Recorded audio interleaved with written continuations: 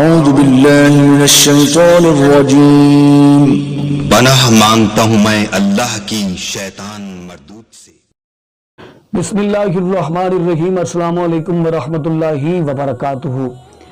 یا حیو یا قیوم، یہ ہر انسان کو، ہر نوجوان، ہر بچے، ہر بچی، ہر ماں بہن بیٹی کو ضرور آتا ہوگا، لیکن اس سے ہم استفادہ نہیں اٹھا پا رہے، فائدہ حاصل نہیں کر رہے۔ یقیناً اس کی دو وجوہات ہو سکتی ہیں۔ ایک تو یہ کہ ہمیں اس کی فضیلت کا پتہ نہیں، اس کی برکات کا علم نہیں، اور دوسرا کہ شاید ہم خود اپنی حالات تبدیل نہیں کرنا چاہتے۔ جو شخص چاہتا ہے کہ دنیا کی ہر خوشی اس کے قدموں میں ہو، جو شخص یہ چاہتا ہے کہ دنیا کی ہر مصیبت سے نجات حاصل ہو، وہ ایک تسبیح یا حیو یا قیوم کی کر لے، روزانہ بلا ناغہ نماز عشاء کے بعد نماز عشاء ادا کرے، اور نماز عشاء ادا کرنے کے بعد چاہے تو مسجد میں کر لے، چاہے تو گھر میں کر لے، چاہے تو بستر پر لیٹ کر کر لے، چاہے تو بیٹھ کر پڑھ، جس طرح اس کا جی چاہے، اس میں کوئی پابندی نہیں ہے۔ لیکن اتنا ضرور ہے کہ نماز عشاء کے بعد ہی کرنی ہے۔